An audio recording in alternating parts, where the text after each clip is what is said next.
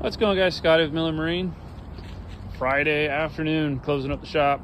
Got one more thing to go do, but weekend end cap. Boat yard looks kind of empty. That's how it usually rolls on Fridays. Empty out on Friday and slam back on Monday. But what do we got? Old little red here. Got injectors out, getting clean, doing a full service on it, and hopefully have the injectors back by Monday. So this one will be ready to go hopefully by Tuesday. This little guy waiting on a carb kit and a bolt. The Hughes is out of glass work, and now is going to get a new motor and all new rigging and steering cylinder, hoses, all that. Our big shop trailer is finally put back together, so this one is going to go back out, start pulling some bigger boats next week. Action Craft is now, that is all done and is in the glass shop now for some bottom work and some other little things.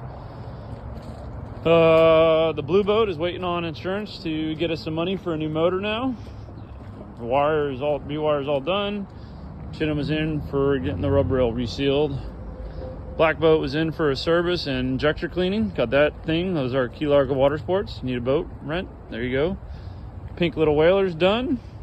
Finally got the fuel pump in. And then little Hughes or Maverick in for service. We repowered the boat about 300 hours ago. So that's what we got. So be safe out there this weekend. Traffic seems a little crazy.